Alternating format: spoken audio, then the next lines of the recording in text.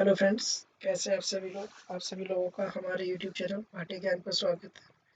Friends, आज हम आप लोगों की डिमांड पर इनकम टैक्स की थ्योरी क्लास लेके आए हैं। यदि आप लोगों को ये क्लास अच्छी लगे तो प्लीज़ हमारे चैनल को सब्सक्राइब करें, वीडियो को लाइक करें और अपने फ्रेंड्स तक शेयर जरूर करें। तो देरी ना करते हुए हम क्लास को स्टार्ट करते हैं। फ्रेंड्स, हम सबसे पहले इनकम टैक्स के इंट्रोडक्शन से स्टार्ट करेंगे। इसमें लिखा है इनकम टैक्स हमारा आज का टॉपिक है।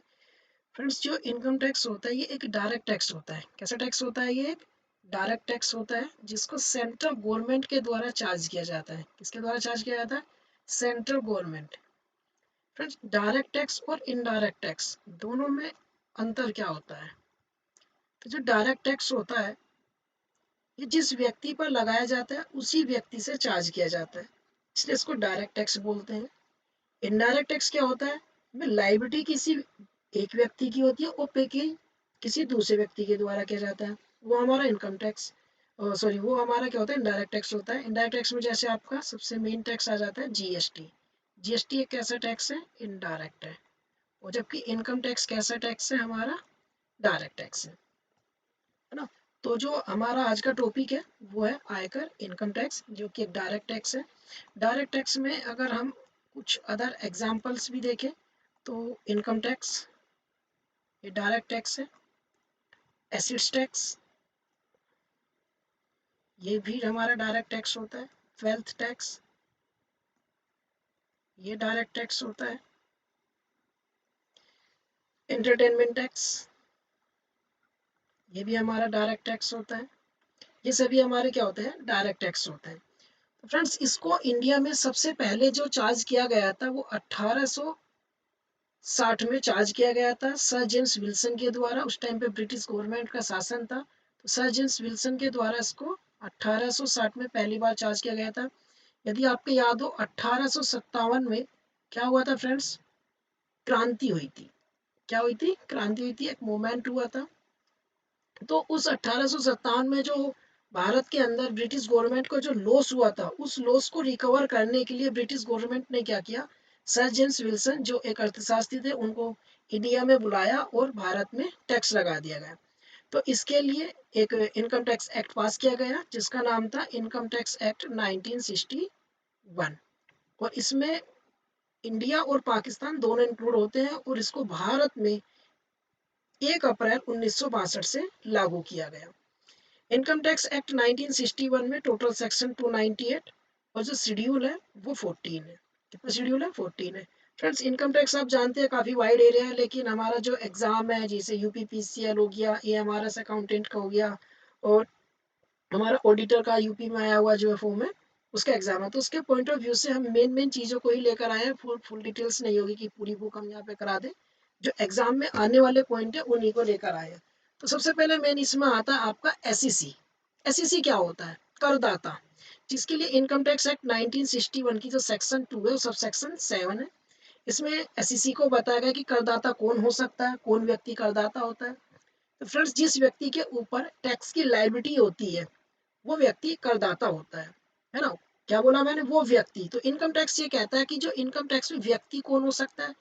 तो इनकम टैक्स एक्ट 1961 में टोटल 7% बताए गए हैं। कितने पर्सन होते हैं? टोटल 7% होते हैं। पहला होता है एन इंडिविजुअल। इंडिविजुअल कौन होता है? जो वास्तविक व्यक्ति होता है, जैसे राम, श्याम, मोहन, रोहन, मोनिका, सोनिका, ये सभी क्या है? इंडिविजुअल है। दूसरा होता है हिंदू अनडिवाइडेड फैमिली, जिसको हम शॉर्ट में एचयूएफ पढ़ते हैं, हिंदू अनडिवाइडेड फैमिली। ये वो फैमिली होती है जिसके दादा परदादा ये सभी वंशी एक वंशिज के लोग मिलकर एक ही चूल्हे पर खाना बनता है, तो उसको क्या बोलता है? Hindu undivided family. और इसमें क्या होता है? पूरे परिवार का एक क्या होता है? कर्ता होता है। क्या होता है? कर्ता। वो कर्ता ही उस परिवार को ऑपरेट करता है, तो उसको एक व्यक्ति के रूप में माना जाता है ना। पूरे परिवार की इनकम ही उस कर्ता की इनकम मानी जाती है। तो जो पूरी जॉइंट फैमिली होती है उसको हम एचयूएफ बोलते हैं, और वो भी एक इंडिविजुअल पर्सन में इंक्लूड की जाती है। फिर एक कंपनी, कंपनी आप जानती हैं, जैसे रिलायंस कंपनी होगी, टाटा कंपनी होगी, एक्सेट्रा। उसके बाद आता है हमारा फर्म, पार्टनरशिप फर्म, ये भी एक पर्सन होती है। Association of person, association of person and body of individual, दोनों में क्या अंतर है? एसोसिएशन ऑफ पर्सन और बॉडी ऑफ इंडिविजुअल में क्या अंतर है? बॉडी ऑफ इंडिविजुअल का मतलब होता है जो कोई वास्तव में इंडिविजुअल व्यक्ति, जैसे राम हो गया, श्याम हो गया, मोहन हो गया, रोहन हो गया, ये सभी मिलकर अगर कोई संघ बना लेते हैं, क्या बना लेते हैं, संघ बना लेते हैं, जिसमें वास्तव में व्यक्ति मिल जाते हैं और वो संघ बना लेते हैं, तो उसको बोलते हैं बॉडी ऑफ इंडिविजुअल। क्या बोलते हैं, बॉडी ऑफ इंडिविजुअल। और एसोसिएशन ऑफ पर्सन ये बोलते हैं यदि इन सातों में से, ये जो 7 पर्सन मैं आपको दिखा रहा हूँ, इन सातों में से कोई भी दो या दो से ज्यादा व्यक्ति मिलकर एक यूनियन बना लेते हैं, संघ बना लेते हैं, तो उसको बोलते हैं एसोसिएशन ऑफ पर्सन। यानी वास्तव में जो व्यक्तियों के द्वारा बना हुआ होता है वो बॉडी ऑफ इंडिविजुअल होता है, और जो इन सातों व्यक्तियों में से मिलकर बना हुआ होता है वो क्या कहलाता है, एसोसिएशन ऑफ पर्सन। जैसे कंपनी, फर्म और कोई एचयूएफ, ये मिलकर कोई संघ बना लेते हैं तो उसको बोलते हैं एसोसिएशन ऑफ पर्सन। फिर आता है हमारा लोकल अथॉरिटीज। छठे नंबर पे क्या आता है, लोकल अथॉरिटीज। लोकल अथॉरिटीज में जैसे आपका ये होता है नगर पालिका हो गया, इनका अकाउंट जो होता है ये भी एक पर्सन में आती है ना। नगर पालिका हो गया, एमडीए हो गया, नगर निगम हो जाता है, कैंट बोर्ड हो जाता है, ये सभी किस में आते हैं, लोकल अथॉरिटीज में आते हैं। An artificial person, an artificial person ऐसा पर्सन जो वास्तव में पर्सन नहीं होता लेकिन उसको हम एक पर्सन के रूप में जानते हैं। तो आर्टिफिशियल पर्सन में आपका जैसे गॉड है ना, क्या हो गया, गॉड हो गया, अल्लाह हो गया, ये सभी क्या आते हैं, आर्टिफिशियल पर्सन में आते हैं। जैसे कुछ मंदिर वगैरह, उन पे चढ़ावा वगैरह होता है ना, तो कोई मंदिर वगैरह या कोई इनकम किया जाए तो सरकार से भी टैक्स चार्ज कर सकती है। नेक्स्ट हम देखते हैं कि जो इनकम टैक्स हम पढ़ रहे हैं, इसमें इनकम के जो सोर्सेस होते हैं, वे इनकम टैक्स में 5 सोर्स बताए गए हैं। कितने सोर्स होते हैं फ्रेंड्स, 5 सोर्स होते हैं। इनकम टैक्स एक्ट 1961 ये कहता है कि एक पर्सन को 5 तरीके से, कितने मेथड से, 5 तरीके से ही इनकम हो सकती है, अदरवाइज कोई इनकम नहीं हो सकती। पहला होता है friends income from salary. Income from salary, salary हो या वेजिस हो, इनकम टैक्स एक्ट सैलरी और वेजिस में कोई डिफरेंस नहीं करता है। वो कहता है सैलरी से इनकम हो या वेजिस से इनकम हो, टैक्स सभी पे लगेगा अगर वो टैक्स के दायरे में आता है। इसके लिए चार्जेबल सेक्शन है 15। दूसरा होता है head income from house property. इसके लिए चार्जेबल सेक्शन क्या होती है, 22 होती है। हाउस प्रॉपर्टी का होता है कि जो बड़े बड़े मकान होते हैं, लोगों के पास ये एक्स्ट्रा मकान होते हैं, उनको वो किराए पर दे देते हैं और उससे उनको रेंट पे जो इनकम होती है, रेंट में, उसी को बोलते हैं income from house property. Third number पर आता है इनकम फ्रॉम बिजनेस या प्रोफेशन। इसके लिए चार्जेबल सेक्शन है 28। तो इनकम फ्रॉम बिजनेस, जो भी आप बिजनेस करते हैं या आपका प्रोफेशन हो गया, जैसे सीए हो गया, वकील हो गया, एडवोकेट हो गया, डॉक्टर हो गया, ये सभी किस में आते हैं, प्रोफेशंस में आते हैं। तो इनकम फ्रॉम बिजनेस या प्रोफेशंस ये इनकम का तीसरा हेड होता है और इसके लिए चार्जेबल सेक्शंस होती है 28। फिर आता है income from capital gain. Income from capital gain, capital gain में हमारे जैसे कोई भी जो हमारी प्रॉपर्टी होती है उनको सेल परचेज करने से, शेयर्स को, डिबेंचर्स को, सिक्योरिटी को, है ना, इनमें अगर हम इन्वेस्ट करते हैं पैसा, उनको सेल परचेज करते हैं, उस पे जो हमें इनकम होता है उसी को बोलते हैं हम कैपिटल गेन। इसके लिए चार्जेबल सेक्शन होती है 45। इसके अलावा यदि किसी व्यक्ति को इन 4 सोर्सेज को छोड़कर फिर भी इनकम हो रही है तो वो कहलाती है इनकम फ्रॉम अदर सोर्स। जैसे आपके बैंक अकाउंट है, सेविंग बैंक अकाउंट हो या कोई सा भी बैंक अकाउंट है, उस पर आपको ब्याज मिल रहा है, ना वो आपका सैलरी है, ना वेजिस है, ना हाउस प्रॉपर्टी है, ना बिजनेस है आपका, ना कैपिटल गेन है ना, लेकिन फिर भी आपको इनकम हो रही है तो क्या कहलाएगी, अदर सोर्स की इनकम। आपको किसी से गिफ्ट मिल गया है, वो भी अदर सोर्स की इनकम होगी, है ना। जो एमपी एमएलए होते हैं इनको डेली अलाउंसेस मिलते हैं, ये भी क्या हो जाती है, अदर सोर्स की इनकम होती है। तो फ्रेंड्स इसमें सबसे मेन चीज अब हमारा आता है, नेक्स्ट टॉपिक होता है हमारा गत वर्ष। क्या होता है, गत वर्ष, जिसको हम कहते हैं प्रीवियस ईयर, गत वर्ष, ये सबसे मेन चीज है, इसका पता होना बहुत जरूरी है इनकम टैक्स में। अगर हमें ये नहीं पता तो हम सारे क्वेश्चन को गलत कर सकते हैं, है ना। तो हम ये देखते हैं कि गत वर्ष क्या होता है। गत वर्ष को प्रीवियस ईयर, फाइनेंशियल ईयर और अकाउंटिंग ईयर्स भी कहते हैं।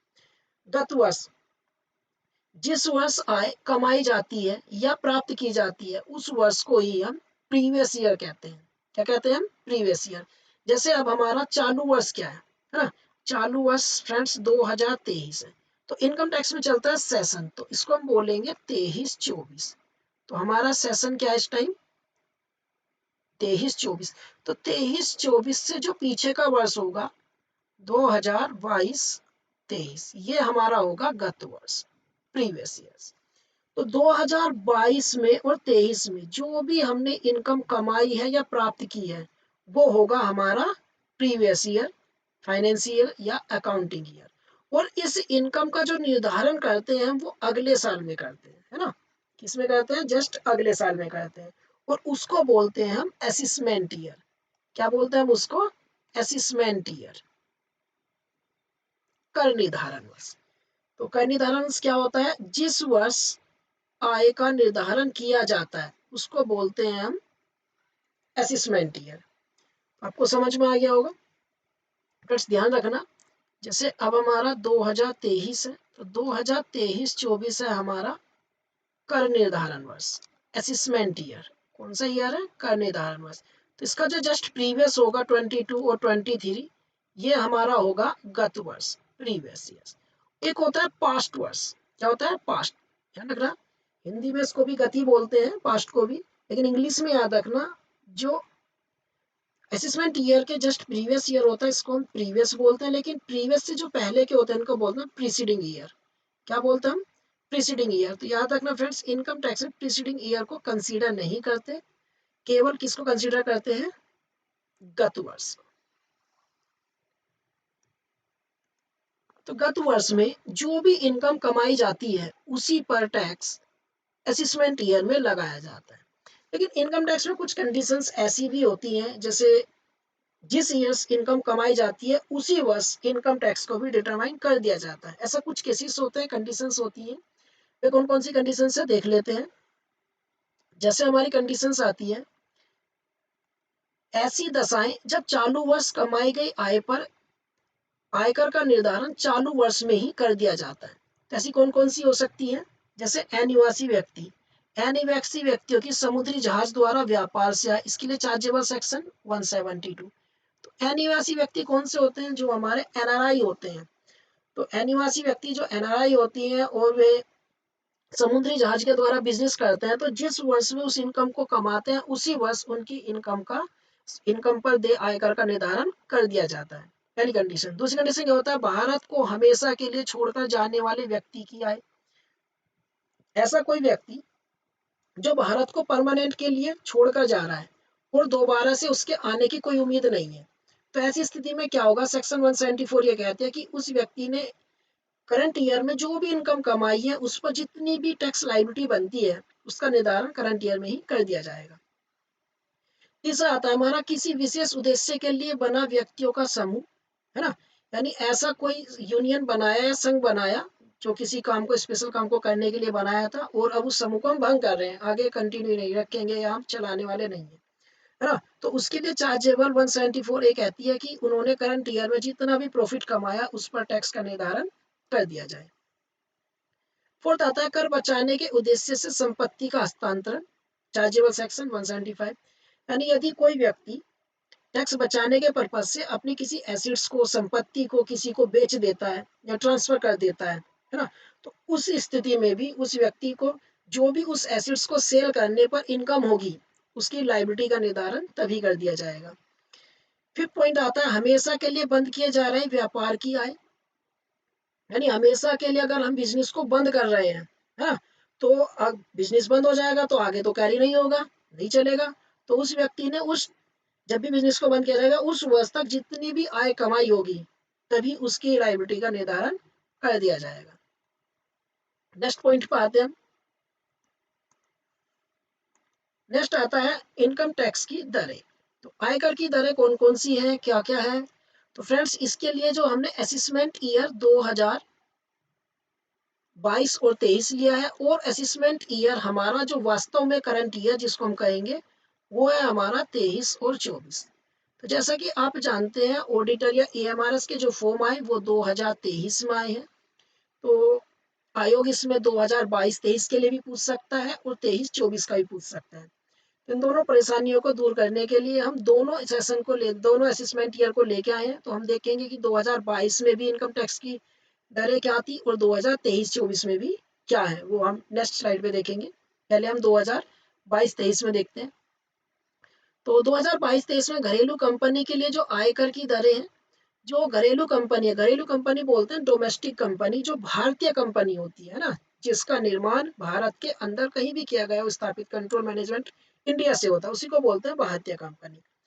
तो उसकी कुल आय पर 30% टैक्स लगेगा, सरचार्ज लगेगा। यदि कुल आय 1 करोड़ से अधिक परंतु 10 करोड़ से कम है, तो जो भी इनकम टैक्स लायबिलिटी होगी उस पर 7% से उस पर सरचार्ज लगेगा, और यदि 10 करोड़ से अधिक है तो उस पर 12% से सरचार्ज लगा दिया जाएगा। और एक होता है हमारा हायर एजुकेशन सेस, जिसको हम HEC शॉर्ट में बोल देते हैं, ये लगेगा 4%। दूसरी कंपनी आती है हमारी गैर घरेलू कंपनी, जिसको हम विदेशी कंपनी कह देते हैं। क्या कहते हैं? विदेशी कंपनी या फॉरेनर कंपनी, विदेशी कंपनी की दशा में। जो विदेशी कंपनी होगी उसकी भी कुल आय पर 40% लगेगा, देशी कंपनी पर 30 और विदेशी कंपनी पर 40% आयकर होगा। सरचार्ज इसमें 1 करोड़ से अधिक परंतु 10 करोड़ से कम होने पर 2% लगेगा, और 10 करोड़ से अधिक होने पर 5% सरचार्ज लगेगा। हायर एजुकेशन सेस में कोई बदलाव नहीं है, इसके लिए दोनों में सेम है। तो कितना लगेगा ये फ्रेंड्स? 4% लगेगा। नेक्स्ट देखते हैं हम।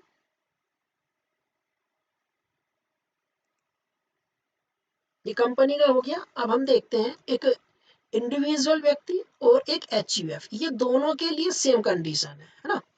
HUF और इंडिविजुअल दोनों के लिए इनकम टैक्स के जो स्लैब्स हैं, जो रेट्स हैं, वे बराबर हैं।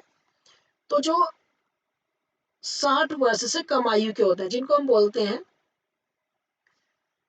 मेजर सिटीजन्स, है ना, इनके लिए 2,50,000 रुपए तक इनकम टैक्स की दर नील होगी, और 2,50,000 से 5 लाख तक, या हम ये कह सकते हैं नेक्स्ट 2,50,000 तक 5% होगा, और नेक्स्ट 5 लाख तक, यानी हम ये कह सकते हैं कि 5 लाख से 10 लाख तक, या 5 लाख से अगले 5 लाख तक 20% इनकम टैक्स लगेगा, और 10 लाख से जितने भी ऊपर होगी इनकम उस पर 30% लगेगा।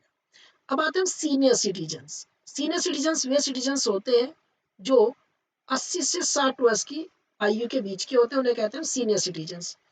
इसके लिए उनको 3 लाख रुपए तक नील, नेक्स्ट 2 लाख तक, मतलब 3 लाख से 5 लाख तक 5%, 5 लाख से 10 लाख तक, या हम ये कह सकते हैं 5 लाख से 10 लाख तक 20%, और 10 लाख से ऊपर इनको 30% देना होगा। अब आता है super senior citizen. Super senior citizen उसको बोलते हैं जो 80 वर्ष से भी अधिक आयु के होते हैं। इन लोगों को सबसे ज्यादा टैक्स में छूट मिली होती है। इनको 5 लाख तक नील होता है, और 5 लाख से 10 लाख तक या नेक्स्ट 5 लाख तक 20%, और 10 लाख से ऊपर जितनी भी इनकम होती है उस पर 30% टैक्स पे करना होता है। नेक्स्ट देखते हैं हम। अब हमारे यहाँ पर एक सेक्शन आती है जिसका नाम है सेक्शन 115 BAC। तो इसको बोलते हैं हम ATR। क्या बोलते हैं हम? ATR, alternate tax design. कुछ इनकम टैक्स पेयर को इनकम टैक्स एक्ट 1961 के द्वारा कुछ सुविधाएं दी गई हैं। या तो आप ऊपर वाली जो मैंने अभी बताई पीछे इन स्लाइड को सिलेक्ट कर सकते हैं, इनके अकॉर्डिंग टैक्स पे कर सकते हैं, या अब प्रत्येक व्यक्ति को इसके अकॉर्डिंग टैक्स पे करना होगा। तो ATR में टैक्स की जो स्लैब्स हैं वे थोड़ा चेंजेस हैं, जैसे, और ये सभी के लिए कंपलसरी है ना। ये तीनों एम्प्लॉय जो मैंने अभी बताया, 60 साल तक के, 60 से 80 साल तक के, 80 से ऊपर तक सभी के लिए कंपलसरी होता है। इसमें लिखा है 2,50,000 तक नील होगा, 2,50,000 से 5 लाख तक 5% पे करना होगा, 5 लाख से 7.5 लाख 10%, 7.5 लाख से 10 लाख तक 15%, और 10 से 12.5 20%, 12.5 से 15 लाख तक 25%, और 15 लाख से ऊपर जितना भी होगा उस पर 30% टैक्स पे करना होगा। शायद इनको डिडक्शंस भी मिलेगी, कटौती मिलेगी। सेक्शन 87A, जिसको हम कहते हैं आयकर में कटौती, सेक्शन 87A कहता है कि कुल कर योग्य आय यदि 5 लाख से अधिक नहीं है तो दे आयकर पर, यानी जो टैक्स लायबिलिटी है हमारी, दे आयकर की या तो संपूर्ण राशि या 12,500, इन दोनों में जो भी होगा कम, उसकी छूट मिलेगी, है ना। यदि आपकी टैक्स लायबिलिटी मान लीजिए 12,000 आती है, टैक्स लायबिलिटी कितनी आती है? 12,000 आती है, तो 12,500 से कम है तो आपको पूरी 12,000 की छूट मिल जाएगी। यदि मान लीजिए आपकी टैक्स लायबिलिटी 13,000 आती है, कितनी आती है? 13,000, और यहाँ पर डिस्काउंट कितनी है? 12,500, तो आपको 500 रुपए की टैक्स पे करना पड़ेगा। ठीक है फ्रेंड्स। अब देखते हैं सरचार्जेस। सरचार्ज में लिखा है यदि 5 करोड़ रुपए या उससे अधिक की आय है तो उस पे 37% सरचार्ज लगाया जाएगा, है ना। ये कौन सा हम असेसमेंट पढ़ रहे हैं, 22-23 के लिए। तो कितने परसेंट हो गया, 37%। अब हम देखते हैं वर्तमान में क्या है। ये हमने 22-23 के सेशन का पढ़ा। अब हम देखेंगे जो हमारा सेशन है, असेसमेंट ईयर है 23-24, इसको हम वर्तमान ईयर भी कह सकते हैं या असेसमेंट ईयर 2013-14 भी कह सकते हैं। इसमें 23-24 के बजट में नई आयकर की व्यवस्था के तहत इसमें क्या क्या है फ्रेंड्स, स्लैबों में चेंजेस किया गया है, बदलाव किया गया है। तो नई आयकर व्यवस्था में जो वेतन भोगी होते हैं, जो सैलरी होते हैं, सैलरी पे होते हैं, और व्यक्तिगत करदाताओं के लिए छूट की कुछ सीमा को चेंजेस किया है ना। क्या चेंजेस किया, पहले कितना था, 5 लाख रुपए, 5 लाख से बढ़ाकर कितना कर दिया, 7 लाख रुपए। 5 लाख रुपए कौन से सेशन में था, मैंने अभी आपको ऊपर बताया 2022 और 23। 7 लाख रुपए अब करंट में हो गया है 2023 और 24, इसमें कितना हो गया, 7 लाख रुपए की छूट मिलेगी। और 5 करोड़ रुपए या उससे अधिक की आय पर सरचार्ज पहले कितना लगता था, 37%। अब सरचार्ज को भी घटाकर कर दिया सरकार ने 12%। मतलब करंट ईयर में, सॉरी 25% कर दिया है, 12% की कटौती की गई है। कितना कर दिया है, 12% की कटौती। पहले 37 लगता था, अब 25% लगता है। करंट के स्लैब्स देख लेते हैं हम। करंट्स के स्लैब में कह रहा है कि कंपनी के लिए तो वही रहेगा, कोई चेंजेस नहीं है। 30% हो गया डोमेस्टिक कंपनी के लिए, जो घरेलू कंपनी है जिसको इंडियन कंपनी कहते हैं, 1 करोड़ से अधिक पर, परंतु 10 करोड़ से कम पर 7%, और 10 करोड़ से अधिक पर 12% टैक्स पे करना होगा। दूसरा आता है फ्रेंड्स इसमें सरचार्ज। सरचार्ज वही है पहले की तरह, इसमें कोई चेंजेस नहीं किया, 4%। फॉरेनर कंपनी जिसे हम गैर घरेलू कंपनी या विदेशी कंपनी कहते हैं, इस पे 40% होगा टोटल इनकम पर। सरचार्ज में कोई चेंजेस नहीं किया गया। 1 करोड़ से अधिक परंतु 10 करोड़ से कम इनकम पर 2%, और 10 करोड़ से अधिक पर 5%। और हायर एजुकेशन सेस में भी कोई चेंजेस नहीं किया गया है।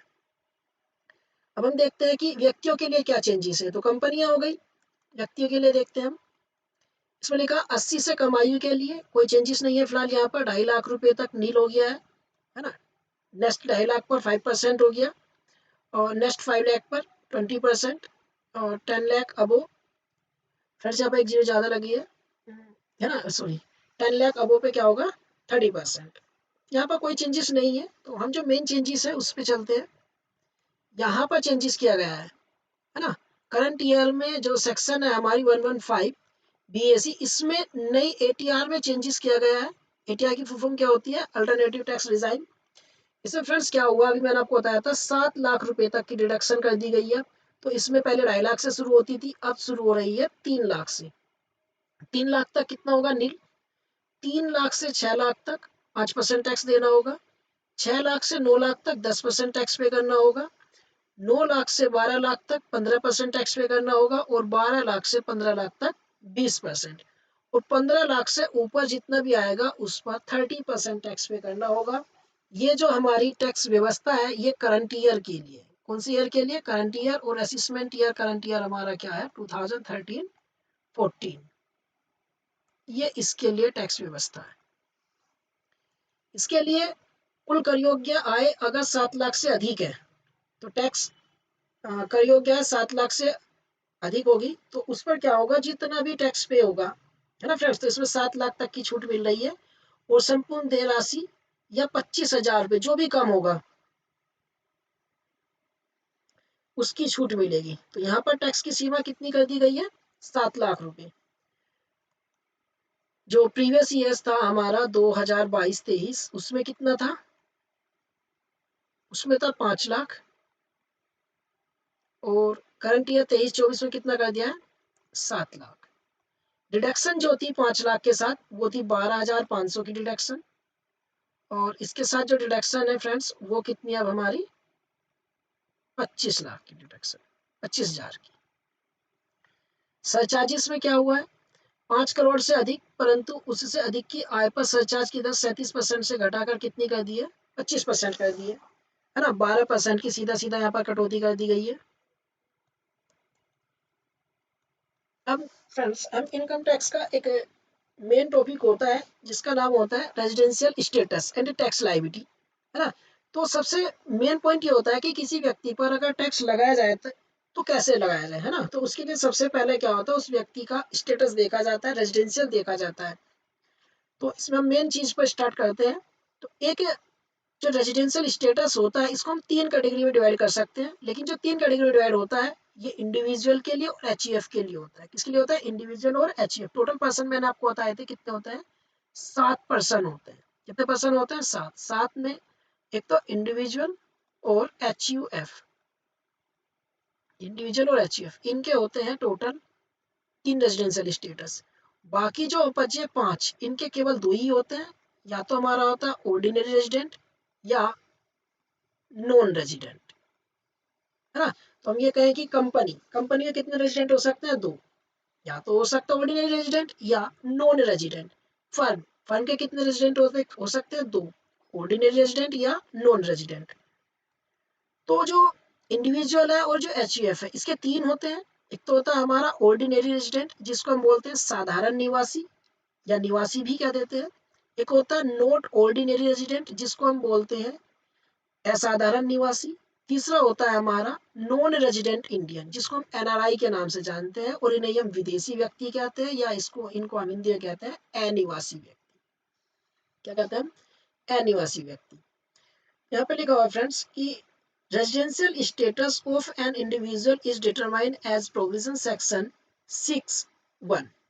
This section contains the 2 basic condition and 2 additional condition, है ना। वो ये कह रहा है कि किसी भी व्यक्ति का रेजिडेंशियल स्टेटस देखने के लिए जो इनकम टैक्स की सेक्शन है 6(1), इसने क्या किया हुआ है, 2 बेसिक कंडीशन और 2 एडिशनल कंडीशन डाली हुई है।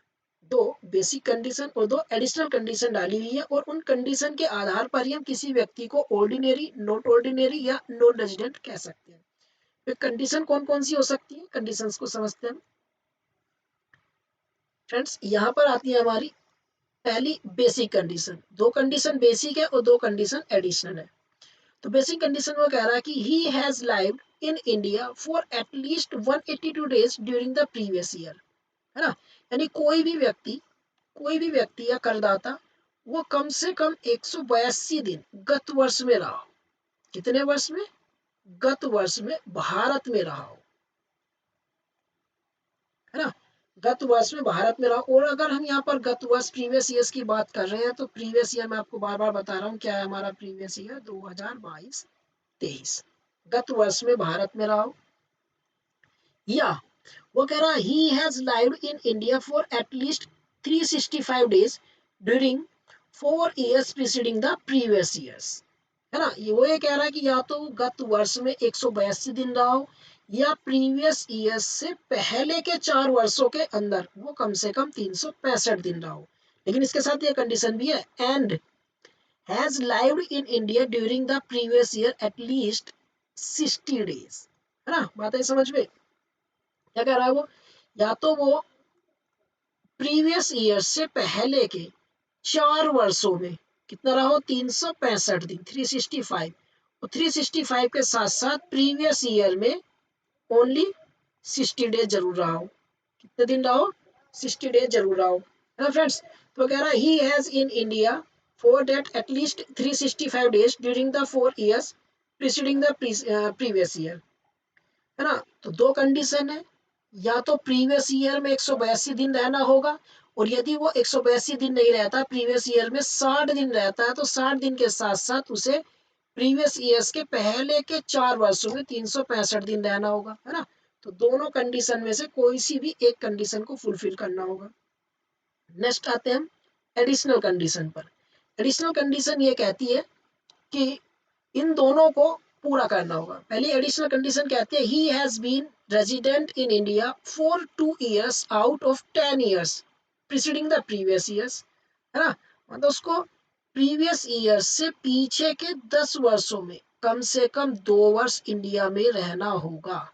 कितने वर्ष, 2 वर्ष। और फ्रेंड्स यहाँ पर 2 वर्ष का मतलब 730 दिन बिल्कुल भी नहीं है। 2 वर्ष का मतलब यहाँ ये नहीं कि 730 दिन रहेगा। चाहे वो आकर 10 दिन रहा हो तो भी 1 साल माना जाएगा, चाहे वो अगले साल में 5 दिन रहा हो, 20 दिन रहा हो, 10 महीने रहा हो तो भी 1 साल माना जाएगा, है ना। तो क्या कंडीशन है, पीछे के 10 वर्षों में कम से कम 2 वर्ष भारत में रहा हो, एंड साथ ही साथ दूसरी condition, he has been resident in India for at least 730 days during the 7 years preceding the previous years। साथ ही साथ कंडीशन क्या कहती है कि प्रीवियस ईयर्स से पहले के 7 वर्षों में, कितने वर्षों में, 7 वर्षों में कम से कम 730 दिन जरूर रहा हो। कितने दिन, 730 दिन। तो दोनों कंडीशन आ गई होगी समझ में। पहली कंडीशन क्या कहता है, 10 वर्षों में कम से कम 2 वर्ष, और उसी के साथ साथ 7 वर्षों में कम से कम 730 दिन। ये दो कंडीशन हो गई हमारी एडिशनल, और जो हमने पीछे देखी थी ये दो थी हमारी बेसिक कंडीशन। दोनों कंडीशन को समझ लीजिए फ्रेंड्स। बेसिक कंडीशन दोनों में से कोई सी भी एक को फुलफिल करना होता है, और एडिशनल कंडीशन में से दोनों को पूरा करना होता है ना। एक कंडीशन है इसमें जो मैंने अभी स्किप किया था, अब समझते हैं उसको। नीचे जो मैंने यहाँ पर नोट डाला हुआ है, इसमें लिखा हुआ है कि ऐसा भारतीय नागरिक जो गत वर्ष में भारत से बाहर रोजगार, व्यवसाय या पेशे के लिए, है ना, भारत को छोड़कर या विदेश जाता है, कहाँ पे चला जाता है, विदेश चला जाता है, और वहीं पे रुक जाता है या वहीं पे स्टे कर लेता है, बिजनेस करना शुरू कर देता है। तो ऐसी स्थिति में फ्रेंड्स क्या होगा, उस व्यक्ति को गत वर्ष में 60 दिन के स्थान पर, कितने, 60 दिन के स्थान पर करदाता गत वर्ष में 182 दिन रुकना होगा। मतलब ऐसे व्यक्ति के लिए पहली कंडीशन ही लागू होगी, दूसरी कंडीशन लागू नहीं होगी। इसके लिए हम क्वेश्चन लेंगे, आगे आपको बताएंगे कैसे इसको फॉलो करेंगे। चलिए नेक्स्ट आके देखते हैं हम। इसमें लिखा when an individual is called, यानी कब हम व्यक्ति को ऑर्डिनरी रेजिडेंट कहेंगे, नॉट ऑर्डिनरी कहेंगे, या एनआरआई कहेंगे, नॉन रेजिडेंट कहेंगे। मैंने आपको चारों कंडीशन बता दी है, दोनों बेसिक कंडीशन हो गई है हमारी, और दोनों एडिशनल कंडीशन हो गई है। चलिए अब हम इसको देखते हैं। तो ऑर्डिनरी रेजिडेंट कौन कहलाएगा, वो कह रहा a person who fulfils any one of the basic condition, यानी जो बेसिक कंडीशन हमने बताई है दोनों, दोनों में से कोई सी भी एक basic condition, and fulfils both additional condition. Basic condition में से कोई सी भी एक, है ना, बेसिक कंडीशन में कोई सी भी एक, है ना, पहली पूरी करे या दूसरी, कोई सी भी एक। और एडिशनल कंडीशन दोनों यदि पूरी करता है तो वो व्यक्ति कहलाएगा ऑर्डिनरी रेजिडेंट, है ना। दूसरी कंडीशन लेके आते हैं हम। वो कह रहा नॉट ऑर्डिनरी रेजिडेंट कब कहलाएगा, वो कह रहा a person who fulfils any one of the basic condition and does not fulfils both the additional condition he called not ordinary resident. ऐसा कोई व्यक्ति या ऐसा कोई पर्सन जो बेसिक कंडीशन तो पूरी करता है, पहली या दूसरी, कोई सी भी बेसिक कंडीशन पूरी करता है, लेकिन एडिशनल कंडीशन कोई सी भी पूरी नहीं करता है, तो ऐसे व्यक्ति को हम बोलेंगे नॉट ऑर्डिनरी रेजिडेंट। तीसरा आता है हमारा नॉन रेजिडेंट। वो कह रहा है कि a person who does not fulfils any one of the basic condition he is called non ordinary resident. मतलब ऐसा कोई व्यक्ति जो बेसिक कंडीशन भी पूरी नहीं करता, साथ ही साथ कोई सी भी एडिशनल कंडीशन भी पूरी नहीं करता, तो उसको हम बोलेंगे नॉन रेजिडेंट। क्या बोलेंगे हम, नॉन रेजिडेंट या नॉन ऑर्डिनरी रेजिडेंट। चलिए फ्रेंड्स अब इसको मैं एक टेबल के द्वारा आपको समझाता हूँ, वो आपको अच्छे समझ में आ जाएगी। ये आती है हमारी टेबल, इससे समझते हैं, है ना। तो बेसिक कंडीशन हमारी कितनी थी, 2। एडिशनल कंडीशन हमारी कितनी थी, 2। 2 थी हमारी बेसिक कंडीशन और 2 थी हमारी एडिशनल कंडीशन। तो कोई व्यक्ति जो बेसिक कंडीशन को पूरी करता है, दोनों या दोनों में से एक, और साथ ही साथ एडिशनल कंडीशन दोनों पूरी करता है, तो वो कहलाएगा ऑर्डिनरी रेजिडेंट। क्या कहलाएगा, ऑर्डिनरी रेजिडेंट। और यदि कोई व्यक्ति बेसिक कंडीशन को पूरी करता है, इसको कहता है बेसिक कंडीशन दोनों या दोनों में से कोई एक पूरी करता है, बट एडिशनल कंडीशन को वो कोई सी को भी फुलफिल नहीं कर पा रहा है, तो वो कहलाएगा नॉट ऑर्डिनरी रेजिडेंट। क्या कहलाएगा? Not ordinary resident. फिर थर्ड नंबर पे आता है ऐसा कोई व्यक्ति जो बेसिक कंडीशन को पूरी नहीं करता है, तो वो क्या कहलाएगा? Non resident. और जो व्यक्ति बेसिक कंडीशन को पूरी नहीं करता, एडिशनल कंडीशन कभी करेगा ही नहीं, उस पर विचार ही नहीं किया जाता। फ्रेंड्स, आपको समझ में आ गया होगा अब हमारा कि ऑर्डिनरी रेजिडेंट कौन होता है, नॉट ऑर्डिनरी कौन होता है और नॉन रेजिडेंट कौन होता है। फ्रेंड्स, यदि आप लोगों को वीडियो अच्छी लगी है, प्लीज़ वीडियो को लाइक करें, चैनल को सब्सक्राइब जरूर करें और अपने फ्रेंड्स तक शेयर करें। फ्रेंड्स, अभी हमने जो इन चीज़ों को समझा है, अब इसको हम एक न्यूमेरिकल पोर्शन से देखते हैं कि हम किसी व्यक्ति के रेजिडेंशियल स्टेटस को कैसे डिटरमाइन कर सकते हैं। चलिए क्वेश्चन लेके आते हैं हम। क्वेश्चन कह रहा है कि 1 अप्रैल 2012 को अमेरिकन नागरिक निक्सन की एक वरिष्ठ वैज्ञानिक अफसर के पद पर भारत में नियुक्ति हुई है और 31 जनवरी 2020 को वह 3 वर्ष के लिए प्रतिवेदन पर युगांडा चला गया, परंतु अपनी धर्मपत्नी एवं बच्चों को भारत में छोड़ गया। और 1 मई 2021 को वह भारत आया और 30 जून 2021 को अपने परिवार के साथ युगांडा चला गया। वह 2 फरवरी 2023 को भारत में वापस आया और अपने मौलिक पद को संभालना शुरू कर दिया। है ना? कर निर्धारण वर्ष 23-24 के आयकर के उद्देश्य से निक्सन का निवास स्थान क्या हो? तो फ्रेंड्स, इसमें समझने के लिए सबसे पहले आपको फाइनेंशियल ईयर की जानकारी होनी बहुत जरूरी है ना? जैसे मैं बोलूं कि 2019 है जनवरी, तो बताइए इसका फाइनेंशियल ईयर क्या होगा? है ना? 1819 होगा या 1920 होगा? है ना? बेस इसकी जानकारी बहुत जरूरी है। तो फ्रेंड्स, सबसे पहले आपको याद रखना है, यदि कोई भी तारीख 1 अप्रैल से 31 दिसंबर के बीच की दी हो, क्या 1 अप्रैल से 31 दिसंबर के बीच की दी हो, तो इसमें क्या होगा? 1 साल आगे का जुड़ जाता है। क्या होगा? 1 साल आगे का जुड़ जाएगा। जैसे 15 जून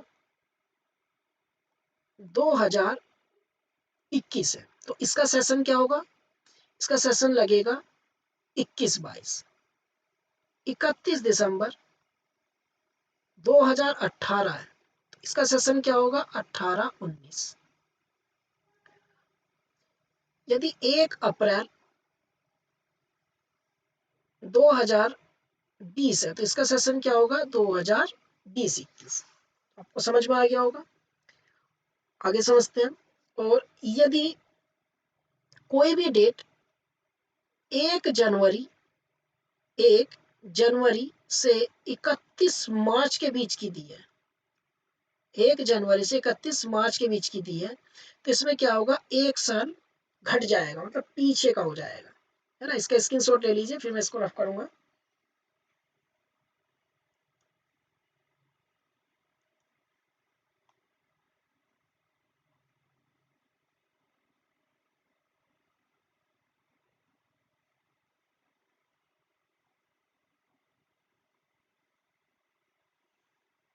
चलिए इसके एग्जांपल्स देखते हैं।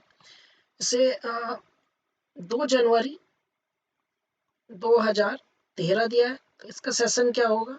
इसका सेशन लगेगा 12-13।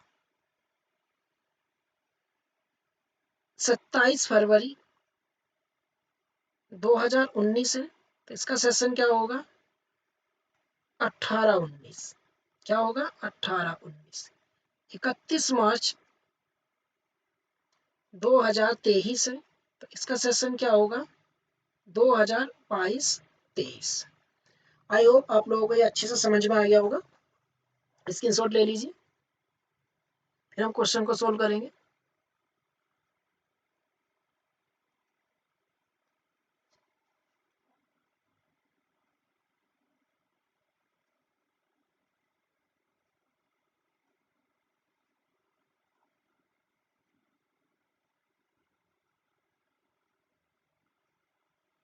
चलिए क्वेश्चन को पढ़ते हैं। सबसे पहले हमें ये देखना है कि हमें असेसमेंट ईयर 23-24 के लिए रेजिडेंशियल स्टेटस का निर्धारण करना है। और हमारा जो प्रीवियस ईयर है वो क्या होगा, 23-24 असेसमेंट है तो इससे जस्ट पीछे का होगा प्रीवियस 2022 और 23, है ना, 2022 और 23। तो हमें मिस्टर निक्सन को 2022-23 में देखना है कि टोटल कितने डे वो स्टे कर रहे हैं इंडिया में, टोटल कितने दिन वो इंडिया में स्टे कर रहे हैं। चलिए हम इसमें देखते हैं। सबसे पहले ऊपर यहाँ पे देखेंगे 1 मई 2021 को वह भारत आया, और 21 को देखो 21 है मई है तो 21-22 लगेगा। सेशन फिर यहाँ पे कह रहा है 30 जून 2021 को, तो यहाँ पर भी क्या होगा, सेशन 21-22 होगा। हमें फ्रेंड्स ढूंढना है कि 22 और 23। फिर कह रहा 2 फरवरी 2023 को वो चला गया, है ना, क्या कह रहा 2 फरवरी 2023 को भारत में वापिस आया और अपने मौलिक पद पर रहा। तो फ्रेंड्स 2022-23 हमारा प्रीवियस ईयर है, और 2022 2 फरवरी 2023 में आया, तो यहाँ पर असेसमेंट ईयर क्या लगेगा, तो भारत में रहा, गत वर्ष में भारत में जो रहा वो 2 फरवरी 2023 से 31 मार्च 2023 तक, है ना। और वो भारत में क्या है यहाँ पर 2 फरवरी 2022, तो इसका असेसमेंट ईयर क्या लगेगा, 2022 और 23। और 22-23 में ही हमें देखना है कि वो कितने समय इंडिया में स्टे कर रहा है। तो हम देखते हैं कि कितने दिन आएंगे। फ्रेंड्स एक तो आपको इस चीज का भी ध्यान रखना है, जब भी इंडिया में आएगा उस दिन को भी कैलकुलेट करेंगे जिस दिन वो आ रहा है ना, आ रहा है या जा रहा है। तो 2 फरवरी 2023 को भारत में आया, तो फरवरी की जो 2 तारीख होगी ये भी कैलकुलेट की जाएगी। तो यहाँ पर असेसमेंट ईयर क्या हो गया हमारा 2022-23। तो 23 में फरवरी होगी हमारी 28 की, एक दिन हो चुका है, दूसरे जो दिन है ये कैलकुलेट किया जाएगा। तो फ्रेंड्स 27 दिन फरवरी, फरवरी के बाद मार्च, टोटल हो गए हमारे 58 डेज। कितने डेज, 58 डेज।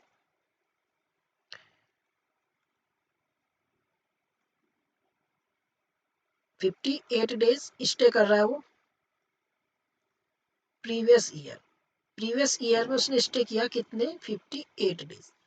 फ्रेंड्स यहाँ पर जो हमारी कंडीशंस थी, बेसिक कंडीशन, बेसिक कंडीशन पहली क्या थी, प्रीवियस ईयर में एटलीस्ट कितने डे, पहली कंडीशन 182 दिन, या दूसरी क्या थी, गत वर्ष में 60 दिन, और उसके साथ साथ पीछे के 4 वर्षों में 365 दिन, है ना।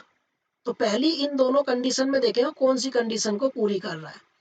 तो ना तो वो 60 दिन वाली कंडीशन पूरी कर रहा और ना वो 182 वाली दिन, तो इसका मतलब वो ना बेसिक कंडीशन कोई सी भी पूरी नहीं कर रहा। तो मैंने आपको बताया था स्टार्टिंग में जो हमारी टेबल थी, तो क्या लिखा हुआ था, यदि कोई व्यक्ति बेसिक कंडीशन, यदि कोई व्यक्ति बेसिक कंडीशन कोई सी भी पूरी नहीं करेगा तो क्या होगा, वो नॉन रेजिडेंट, क्या कहलाएगा फ्रेंड्स, नॉन रेजिडेंट।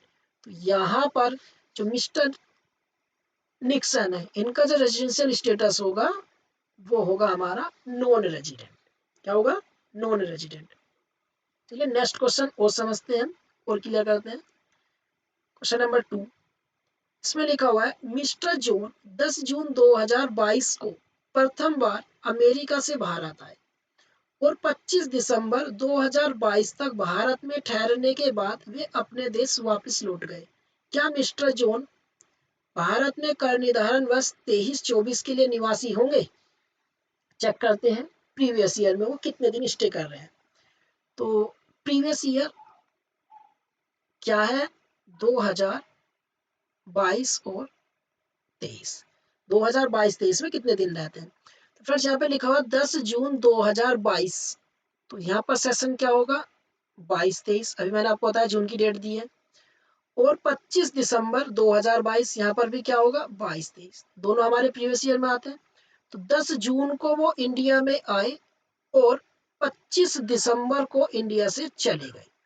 तो 10 जून से 25 दिसंबर के बीच इंडिया में स्टे किया उन्होंने, पहली बार आए हैं। तो 10 जून से 25 दिसंबर तक के डे कैलकुलेट करेंगे, 10 जून टू 25 दिसंबर तक के डे हम निकाल लेंगे। जून होता है 30 का, 9 दिन हटा देंगे तो 21 दिन जून के, जुलाई, अगस्त, सितंबर, अक्टूबर, नवंबर और 25 लेंगे दिसंबर के, 25 दिसंबर टोटल ऐड कर लेंगे हम, 5, 6, 7, 8, 9, फिर हो गया हमारा 1, 2, 3, 4, 5, 5 से 15, 4, 19, 199। क्या हुआ फ्रेंड्स? 199। तो टोटल प्रीवियस ईयर में जो स्टे किया उन्होंने, प्रीवियस ईयर में जो टोटल स्टे किया 199 डेज किया है, 199 डेज। तो अब हम देखते हैं कंडीशंस जो हमारी थी, कौन कौन सी थी। बेसिक कंडीशन, बेसिक कंडीशन पहली कहती है 182 डेज, 182 डेज रह रहा है, और 182 डेज के साथ ही साथ उसने क्या कहा था, 60 डेज प्रीवियस ईयर में और प्रीवियस ईयर से पहले के 4 वर्षों में 365। बट इन दोनों में से कोई सी भी एक कंडीशन पूरी करनी थी, तो उसने पहली कंडीशन को पूरी कर दिया है ना, इन दोनों में से करनी थी। एडिशनल कंडीशन क्या कहती है, एडिशनल कंडीशन भी दो है, वो कहती है 10 वर्षों में, गत वर्ष से पीछे के 10 वर्षों में 2 वर्ष रहना होगा, और 7 वर्षों में, दूसरी क्या कहती है, 7 वर्षों में 730 दिन रहना होगा, है ना। तो फ्रेंड्स यहाँ पर वर्ड यूज हुआ है प्रथम बार। जो मिस्टर जोन है वो पहली बार अगर इंडिया में आए हैं तो वो पीछे के 2 वर्षों में तो रहेंगे नहीं, ना वो 7 वर्षों में रहेंगे। तो एडिशनल कंडीशन कोई सी भी पूरी नहीं कर रहे हैं और बेसिक कंडीशन एक पूरी कर रहे हैं। फ्रेंड्स हमने आपको बताया था ऊपर, क्या लिखा था यहाँ पर, यदि कोई व्यक्ति बेसिक कंडीशन पूरी करता है और एडिशनल कंडीशन पूरी नहीं करता है तो क्या होगा, अनिवासी, या हम उसको क्या बोलेंगे, असाधारण निवासी या नॉट ऑर्डिनरी रेजिडेंट। क्या होगा, नॉट ऑर्डिनरी रेजिडेंट। इसका आंसर हो जाएगा हमारा असाधारण निवासी, क्योंकि इसने क्या किया, बेसिक कंडीशन को पूरा किया है, एडिशनल कंडीशन को पूरा नहीं किया है। चलिए और समझते हैं, आपको एक एग्जांपल और लेके क्लियर करते हैं। इसमें लिखा श्री मोहनलाल अरोड़ा जो भारत में पैदा हुआ तथा पला और 1 मार्च 2021 को आगे पढ़ने के लिए यूके चला गया। यूके यहाँ पर यूनाइटेड किंगडम है, उत्तराखंड नहीं है। और 1 अक्टूबर 2022 को पुनः भारत आया। कर निर्धारण वर्ष 23-24 के लिए उसकी निवासी स्थिति क्या होगी। फ्रेंड्स आप यहाँ पर देखिए, वो गया कब, 2021, तो यहाँ पर सेशन क्या होगा, 2020-21। तो अभी इस डेट को कट कर दीजिए। उसके बाद वो यूके में रहा और 1 अक्टूबर 2022 को भारत में आता है ना। तो प्रीवियस ईयर क्या है, 2022-23, और यहाँ पर क्या लिखा हुआ है, अक्टूबर लिखा हुआ है, 2022 लिखा है, तो 2022-23 सेशन होगा। तो 22-23 हमारे प्रीवियस ईयर में आता है, तो यहाँ से, और ये एंड कब होगा, 31 मार्च को एंड होगा। तो अब हम यहाँ से 31 मार्च तक के डे निकालेंगे, यानी 1 अक्टूबर 2022 से वो 31 मार्च 2023 तक भारत में स्टे किया। तो इसमें अब हम डेट कैलकुलेट करते हैं, अक्टूबर के डे निकालेंगे। अक्टूबर 1 अक्टूबर को है, मैंने कहा था वो डे भी लिखा जाएगा। 31 अक्टूबर, नवंबर, दिसंबर, जनवरी, फरवरी, मार्च। अक्टूबर, नवंबर, दिसंबर, जनवरी, फरवरी और मार्च। इनको ऐड कर लेते हैं, 9, 10, 11, 12, 1, 2, 3, 4, 5, 6। कितना आ रहा है फ्रेंड्स, टोटल प्रीवियस ईयर में जो वो रह रहा है 162 days. Previous year 162 days. Total stay कर रहा है वो कितना, 162 डेज। तो यहाँ पर हमारी जो बेसिक कंडीशन है वो क्या कहती है, पहली एटलीस्ट 182, इसको नहीं रह रहा है। दूसरी क्या कहती है, प्रीवियस ईयर में 60 दिन और इससे पीछे के 4 वर्षों में 365 दिन। कितना, 365 दिन। यहाँ पर लिखा हुआ है कि श्री मोहनलाल अरोड़ा जो भारत में पैदा हुए, कहाँ पर पैदा हुए, भारत में, और भारत में ही ब्रोटअप हुए, है ना, लालन पालन हुआ। आगे पढ़ने के लिए अमेरिका गए, यूके गए हैं, है ना। तो बेसिक कंडीशन में ये 182 तो पूरी करना है, लेकिन यहाँ पर क्या लिखा हुआ है, 60 दिन की कंडीशन, इसको पूरी कर रहा है।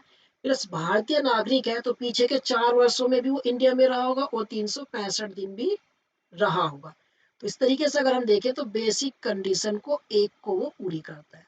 अब आते हैं एडिशनल कंडीशन। एडिशनल कंडीशन क्या कहती है, पीछे के 10 वर्षों में 2 वर्ष और पीछे के 7 वर्षों में 730 दिन। ये तो कहती है अगर कोई व्यक्ति भारतीय नागरिक है तो सीधी सीधी बात है वो 10 से पीछे के 10 वर्षों में 2 वर्ष भी रहेगा और पीछे के 7 वर्षों में वो 730 दिन भी रहेगा। मतलब बेसिक कंडीशन भी पूरी कर रहा है और एडिशनल कंडीशन भी पूरी कर रहा है। तो उसका रेजिडेंशियल स्टेटस क्या होगा, साधारण निवासी। जो व्यक्ति बेसिक और एडिशनल दोनों को पूरी करेगा तो वो क्या कहलाएगा, साधारण निवासी। एक क्वेश्चन और समझते हैं, क्वेश्चन नंबर 4, अच्छा क्वेश्चन है। इसमें लिखा हुआ मिस्टर धोनी बिहार राज्य भारत के मूल निवासी है। वह 12 मार्च 2022 को क्रिकेट मैच में भाग लेने के उद्देश्य से न्यूजीलैंड गए और 26 अप्रैल 2022 को वापस आ गए। इसके बाद वह 30 जून 2023 को इसी उद्देश्य से फिर चले गए और 31 अगस्त 2023 को वापस लौटे। कर निर्धारण वर्ष 2023-24 के लिए नियम सहित निवासी स्थिति बताई। फ्रेंड्स यहाँ पर हम जो सबसे मेन चीज है प्रीवियस ईयर उसको देखेंगे। प्रीवियस ईयर हमारा क्या है, प्रीवियस ईयर है हमारा 2022 और 23। यहाँ पे लिखा हुआ है वो 12 मार्च 2022 को मैच खेलने के लिए न्यूजीलैंड गए। यहाँ पर हमारा असेसमेंट ईयर क्या होगा, 2021 और 22। तो इस डेट को फिलहाल इग्नोर कर देंगे। फिर वो 26 अप्रैल 2022 को वापस आ गए। यहाँ पर असेसमेंट ईयर होगा हमारा 22-23, इस पे ध्यान देंगे। इसके बाद 30 जून 2023 को इसी उद्देश्य से फिर चले गए। तो यहाँ पर असेसमेंट ईयर क्या होगा, 23-24, 30 जून तो 23-24। फिर लिखा हुआ है कि और पुनः और 31 अगस्त 2023 को वापस लौट गए।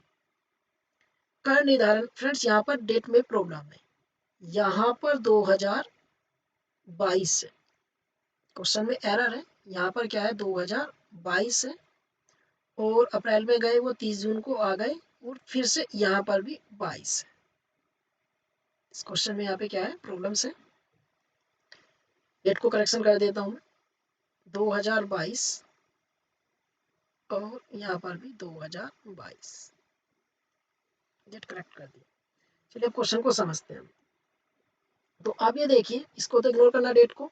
वो कह रहा है वो 26 अप्रैल 2022 यानी 22-23 को वापस आए इंडिया में। उसके बाद वो 30 जून 2022 को इसी देश से वापस चले गए न्यूजीलैंड। तो पहले हम ये देखेंगे 26 अप्रैल से 30 जून तक वो भारत में रहे प्रीवियस ईयर में। तो यहाँ से हम 30 जून तक के दिन निकाल लेंगे। 26 अप्रैल को वापस आए थे तो 26 का दिन भी लगेगा। अप्रैल के 5 दिन हो गए, अप्रैल, मई, जून। तो ये हो गए हमारे 66, टोटल इतने हो गए। उसके बाद वो कह रहा है इसी उद्देश्य से पुनः चले गए और 31 अगस्त 2022 को वापस लौटे। मतलब 31 अगस्त को फिर आ गए हैं और उसके बाद आगे कुछ नहीं लगा। इसका मतलब यह है कि 31 अगस्त से 31 मार्च तक वो इंडिया में रहे। फिर हम यहाँ से देखेंगे आप कितने दिन रहेंगे। तो यहाँ पर कितने दिन आएंगे, 31 अगस्त से वापस लौट गए तो एक दिन अगस्त का भी लगेगा, अगस्त, सितंबर, अक्टूबर, नवंबर, दिसंबर, जनवरी, फरवरी, मार्च। 9, 10, 11, 12, 13।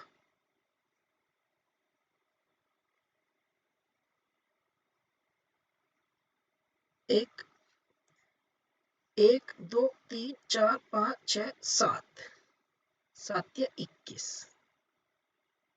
प्लस 66,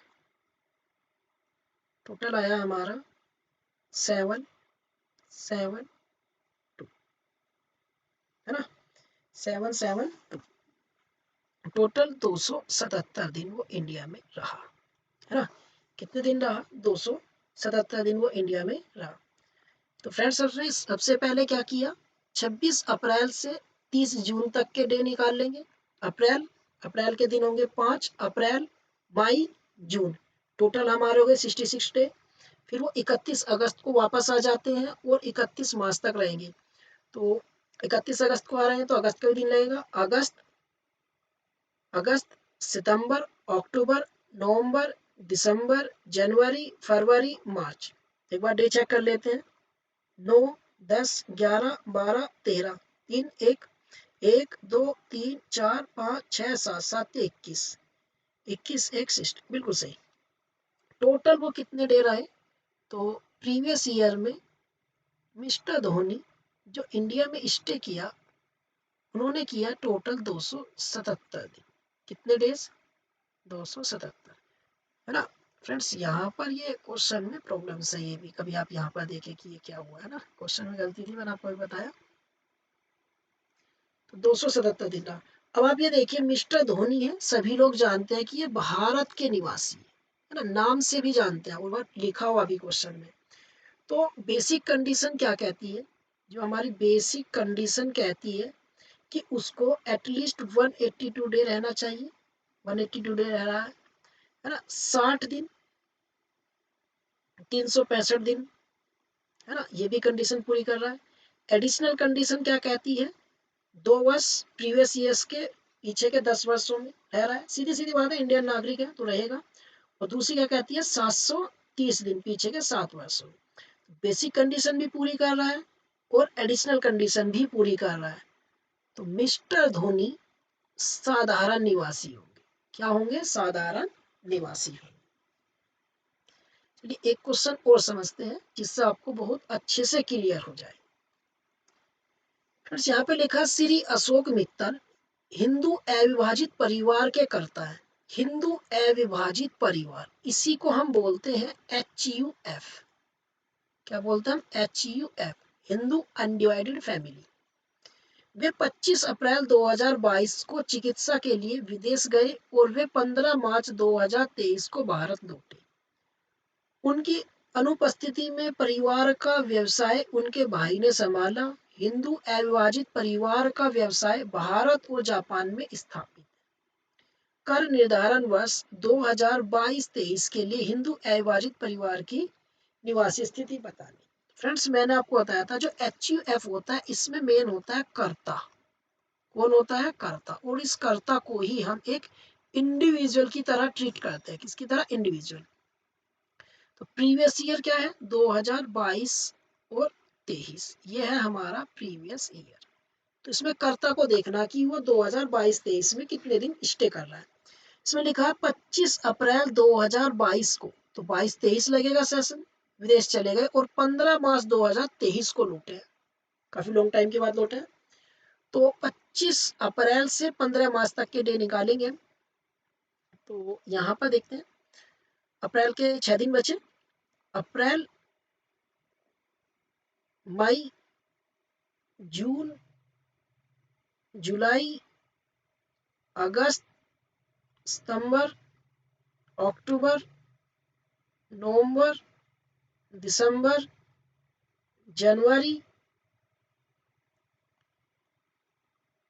फरवरी और मार्च, है ना। यहाँ पे नीचे दिख नहीं रहा होगा, इसलिए मैंने इन दोनों को इधर लिख दिया। तो मायके एक रह गया।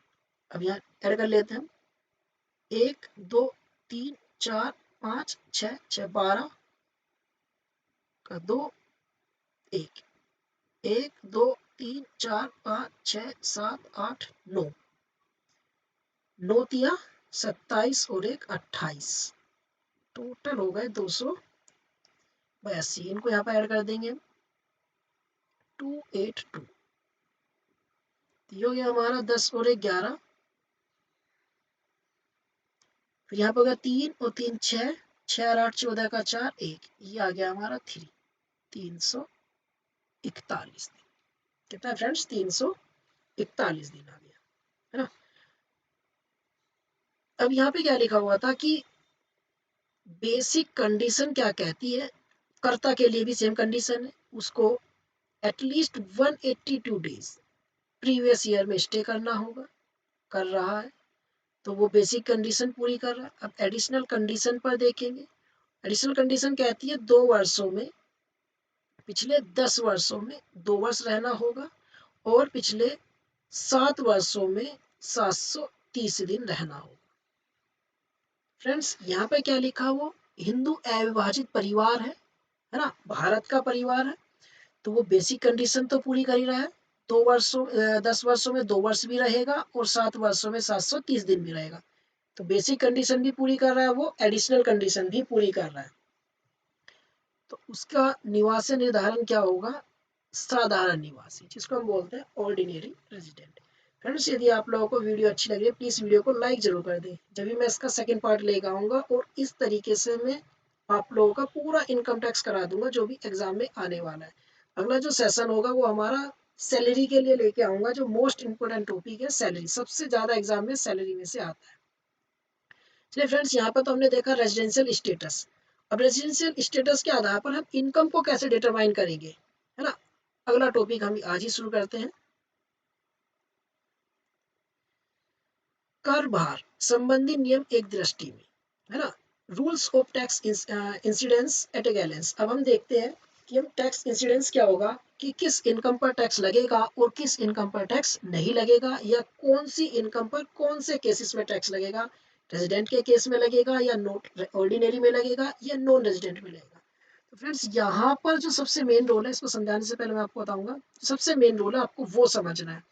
सबसे बड़ा जो मेन रोल होता है वो होता है हमारा इंडियन इनकम का, इंडियन इनकम,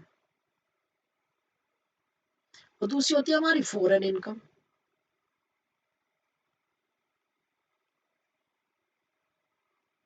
इंडियन इनकम और फॉरेन इनकम, भारतीय आय और विदेशी आय, इसको समझना है आपको। देखना कि इंडियन इनकम कौन सी होती है। इंडियन इनकम फ्रेंड्स ऐसी कोई सी भी इनकम, कोई भी इनकम जिस इनकम को इंडिया में अर्न किया हो, कहां पर, इंडिया में अर्न किया हो, इंडिया में रिसीव किया हो, वो इंडियन इनकम होगी। कोई सी भी इनकम जिसको इंडिया में अर्न किया हो और विदेश में या फॉरेन में रिसीव किया हो, तो भी वो इंडियन इनकम होगी। दोबारा समझिए, कोई भी इनकम इंडिया में रिसीव करी, इंडिया में अर्न करी, इंडियन इनकम होगी। इंडिया में कमाई या इंडिया में अर्न करी, विदेश में या आउट ऑफ इंडिया रिसीव करी, तो भी वो इंडियन इनकम होगी। कोई भी इनकम विदेश में, फॉरेन में कमाई बट रिसीव इंडिया में करी, तो भी वो इंडियन इनकम होगी। तीनों cases clear. Foreign income, foreign income वो इनकम होती है जिस इनकम को हमने आउट ऑफ इंडिया अर्न किया हो and out of India he receive किया हो, है ना। Out of India he earn किया है, out of India he receive किया है, तो उसको हम कहेंगे फॉरेन इनकम। हम यहाँ पे समझते हैं, देखा गत वर्ष में भारत में प्राप्त या प्राप्त मानी गई आय अथवा उपार्जित आय, जिसको हम बोलते हैं एक्रूड या अर्न, चाहे वह भारत में अर्जित हुई है या भारत से बाहर अर्जित हुई है ना, उसको बस भारत में प्राप्त कर लिया है, तो वो होगी हमारी इंडियन इनकम, है ना। और यदि जो भी हमारी इंडियन इनकम होगी वो रेजिडेंट के केस में भी टैक्सेबल होगी, नॉट ऑर्डिनरी रेजिडेंट के केस में टैक्सेबल होगी और नॉन रेजिडेंट के केस में भी टैक्सेबल होगी।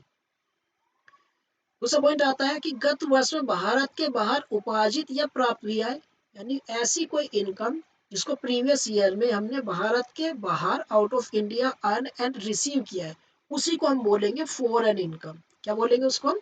Foreign income. तो ऐसी इनकम केवल रेजिडेंट के केस में टैक्सेबल होगी, not ordinary resident and non resident में टैक्सेबल नहीं होगी। आगे समझते हैं हम।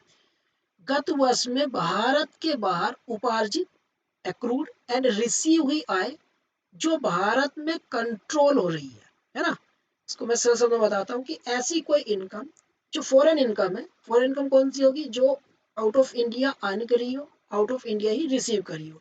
लेकिन वो जो इनकम आउट ऑफ इंडिया हमने अर्न या रिसीव करी है, मान लीजिए किसी बिजनेस से किया है और वो बिजनेस का कंट्रोल और मैनेजमेंट या उसका फाउंडेशन इंडिया में हुआ है, तो ऐसी इनकम को हम कहेंगे कंट्रोल फ्रॉम इंडिया।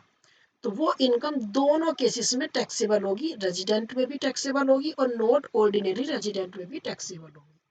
तो मैं दोबारा बताता हूँ, कोई भी विदेशी इनकम, फॉरेन इनकम या कोई भी इनकम जिसको हमने आउट ऑफ इंडिया एक्रूड किया है, out of India he receive किया है, बट जिस बिजनेस से उस इनकम को रिसीव किया है उसका management and control from India है, तो नॉट ऑर्डिनरी रेजिडेंट और रेजिडेंट दोनों केसेस में टैक्सेबल होगी। लास्ट पॉइंट, वो कह रहा पास्ट फॉरेन अनटैक्स्ड इनकम, यानी कोई ऐसी इनकम जो विदेशी इनकम है और उस पर टैक्स नहीं लगा हुआ है और इसको हम गत वर्ष में भारत में लेके आ रहे हैं। कहाँ में लेके आ रहे हैं? इंडिया में लेके, है ना। Past foreign untaxed income brought in India in previous year, then क्या होगा यहाँ पर? फिर वो यहाँ पर इंक्लूड नहीं की जाएगी, यहाँ पर इंक्लूड नहीं की जाएगी, टैक्सेबल होगी लेकिन इस असेसमेंट में नहीं होगी। इसके लिए हम एक न्यूमेरिकल लेके आए हैं, इसको समझते हैं, अच्छे से क्लियर हो जाएगा। यहाँ पर देखिए फ्रेंड्स, मैं इसको आपको कंप्लीटली बना के दिखाता हूँ, है ना। तीनों केसेस ले लेते हैं हम।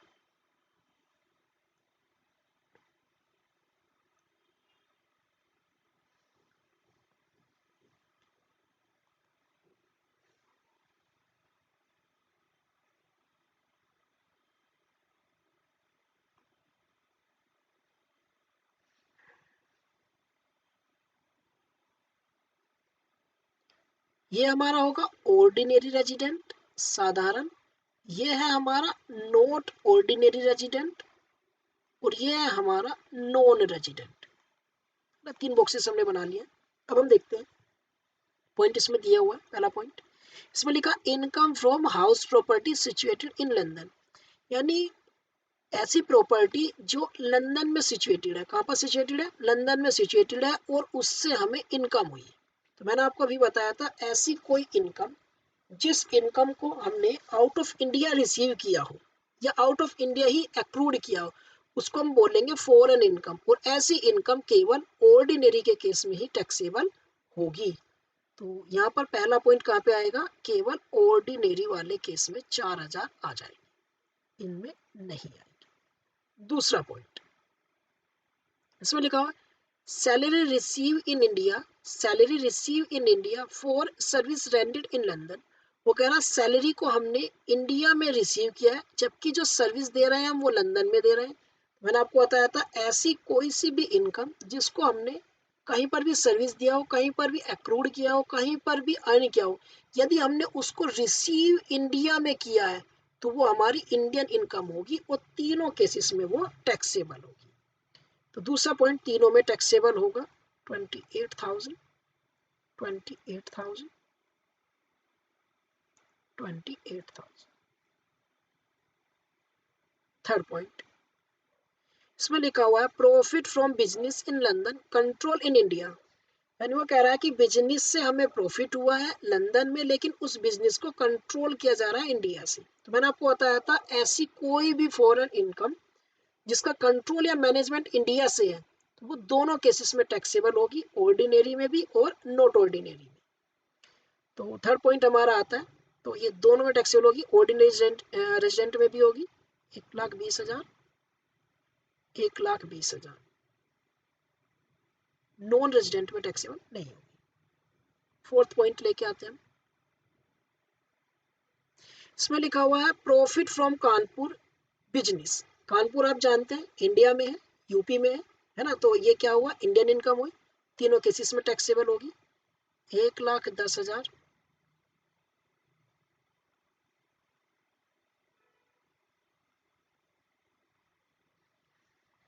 लास्ट पॉइंट आता है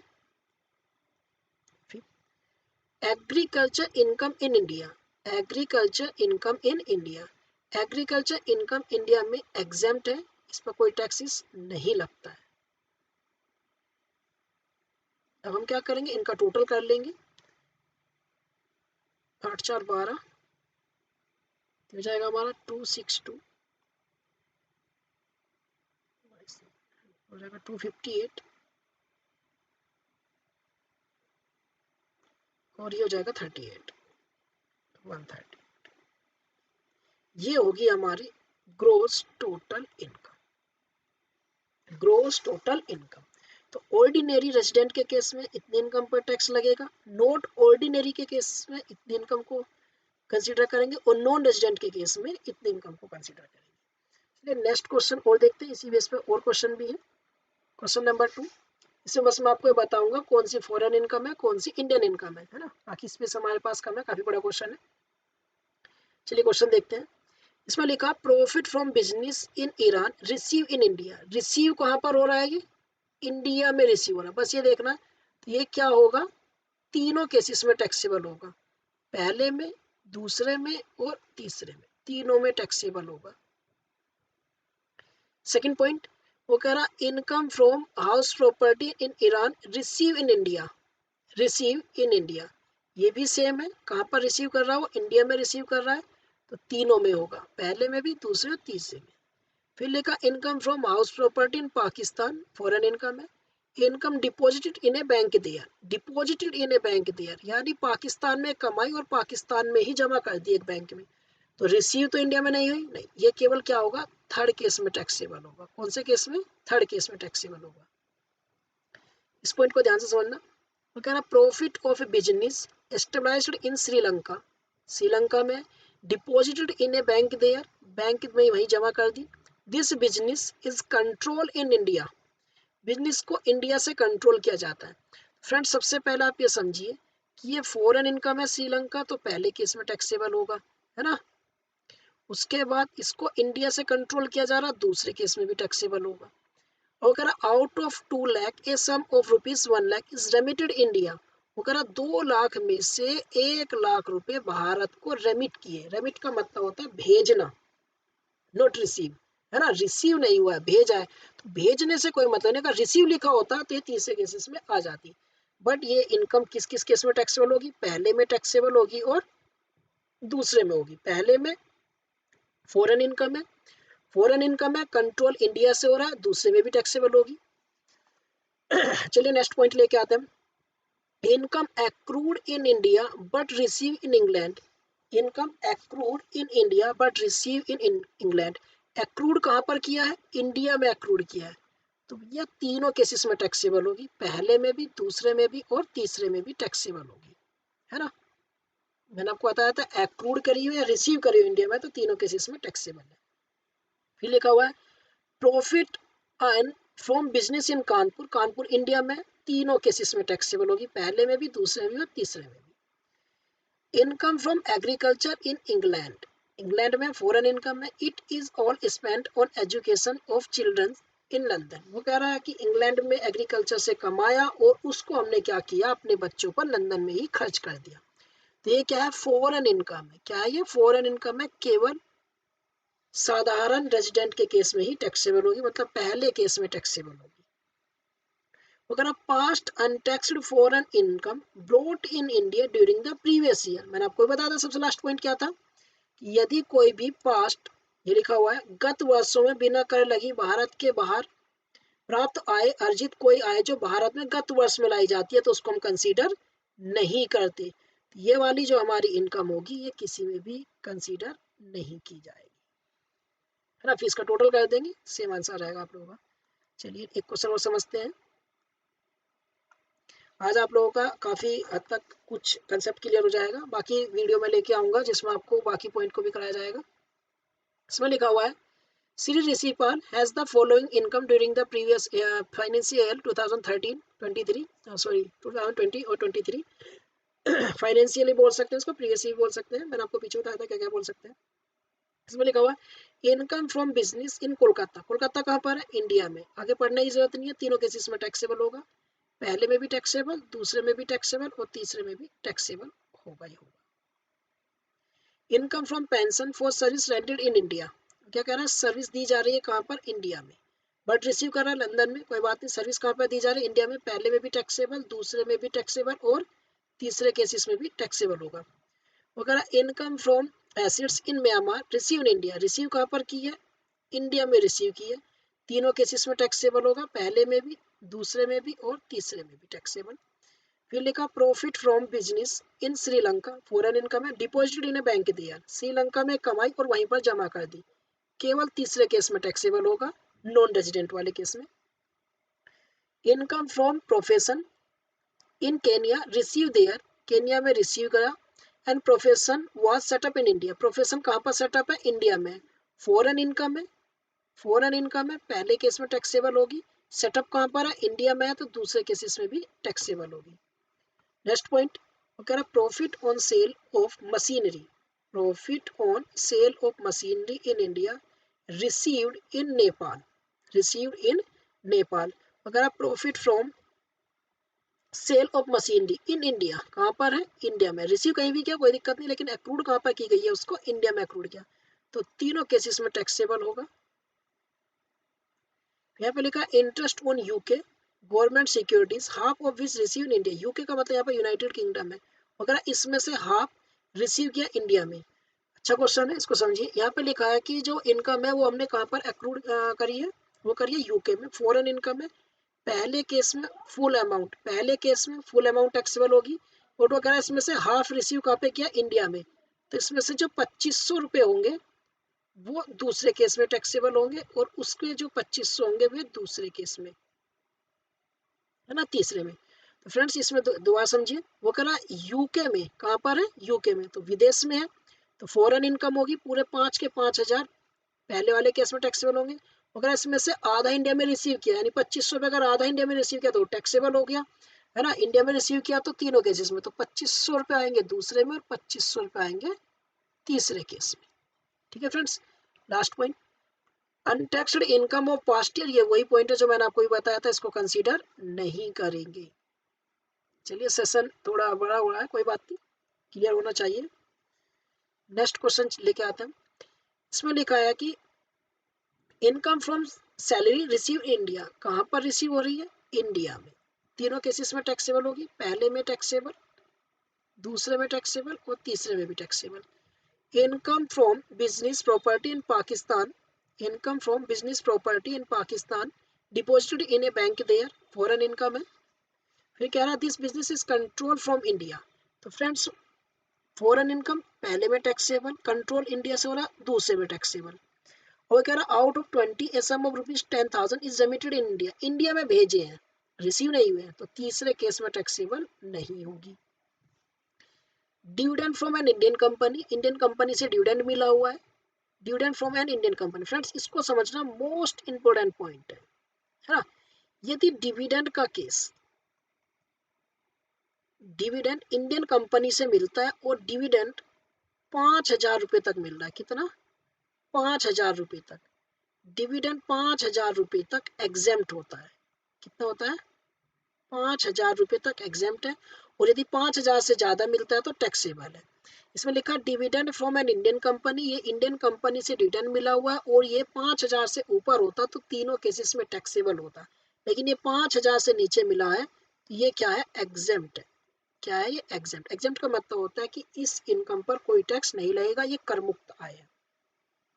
याद रखना फ्रेंड्स, कितना लिमिट लगी है इसकी डिविडेंड की, 5000 की।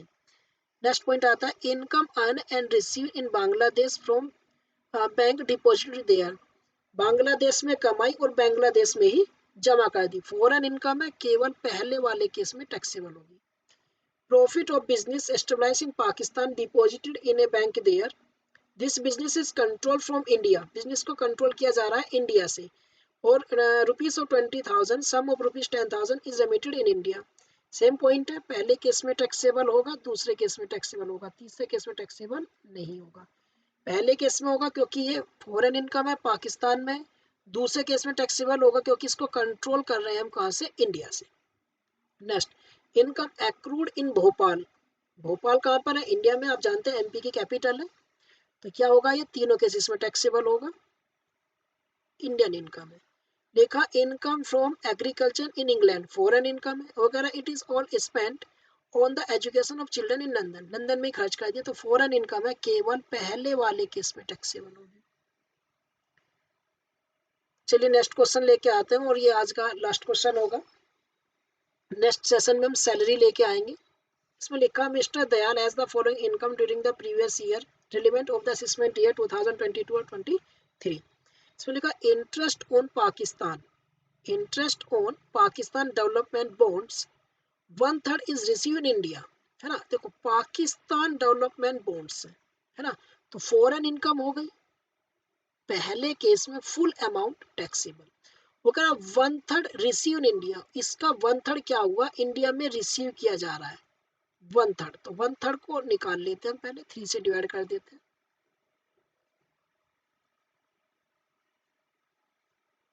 ये आ गया इसका 1/3,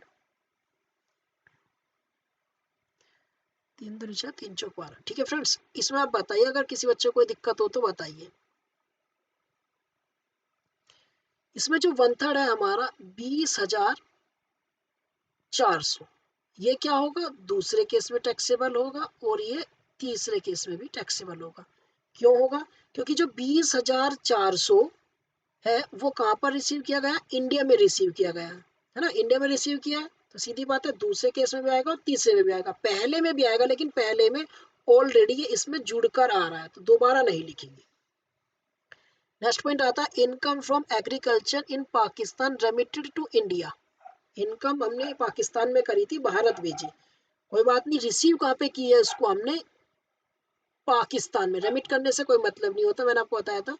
तो यहाँ पर क्या होगा, 37,200 केवल पहले केस में टैक्सेबल होगा। Income from house property in London receive in USA, USA है तो फॉरेन इनकम है, केवल पहले केस में taxable. Income earn from business in Iran, business is control from Delhi, Delhi से कंट्रोल होता है, इंडिया से कंट्रोल हो रहा है, फॉरेन इनकम है, तो ये यहाँ पर क्या होगा, इसमें पहले में फुल अमाउंट टैक्सेबल होगी, दूसरे में फुल अमाउंट टैक्सेबल होगी। फिर कह रहा 30,000 रुपये रिसीव करे इंडिया में, तो 30,000 रुपये तीसरे वाले केस में टैक्सेबल होंगे, क्योंकि इनको इंडिया में रिसीव किया है। फिर नेक्स्ट पॉइंट आता है यहाँ पर, dividend from an Indian company, एक इंडियन कंपनी से डिविडेंड मिला है, और यहाँ पर जो डिविडेंड है फ्रेंड्स, अब की बार हम देख पा रहे हैं 18,000 रुपये, कितना डिविडेंड है, 18,000 रुपये, तो इंडियन कंपनी से है, तो तीनों केसेस में टैक्सेबल होगा। Royalty receive in Bangkok, Bangkok में रिसीव की है mister Philips as a resident in India for the technical service provided a business carried on in a Bangkok, royalty receive कहाँ पर करी है, बैंकॉक में रिसीव करी है ना, तो बैंकॉक में सीधी बात है फॉरेन इनकम है, केवल पहले केस में टैक्सेबल होगी। प्रॉफिट फ्रॉम ए बिजनेस इन मुंबई, मुंबई कहाँ पर है, इंडिया में है, तीनों केसेस में टैक्सेबल होगी, दूसरे में भी और तीसरे में भी इंडियन इनकम है। Profit on sale of building in India, India words लिखा हुआ है, तीनों केसेस में टैक्सेबल होगी, पहले में भी, दूसरे में भी और तीसरे में भी, है ना। यहाँ पर क्या लिखा था, बट रिसीव नेपाल, नेपाल में रिसीव इससे कोई मतलब नहीं है, हमने उसको क्या किया, अन कहा किया, इंडिया में किया।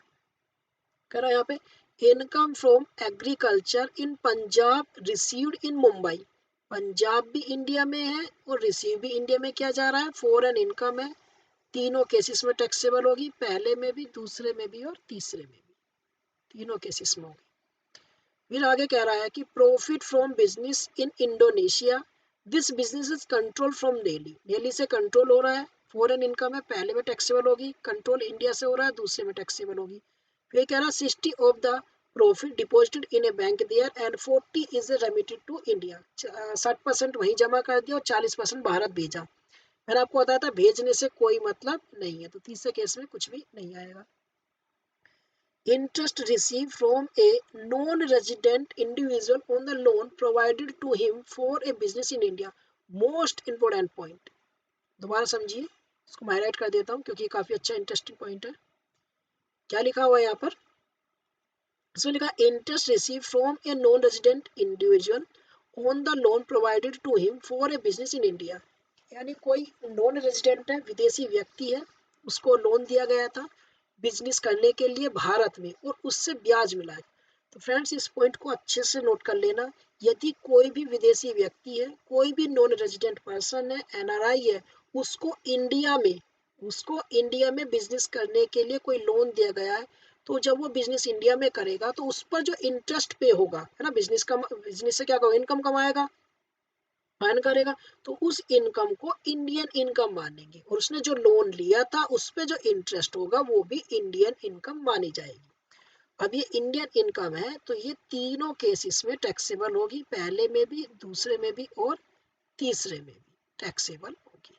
फ्रेंड्स ये था हमारी इस वीडियो का आज का सबसे लास्ट क्वेश्चन। फ्रेंड्स यदि आप लोगों को हमारी ये वीडियो अच्छी लगी हो तो प्लीज़ वीडियो को लाइक करें, शेयर करें और अपने फ्रेंड्स सभी को सब्सक्राइब करवाएं।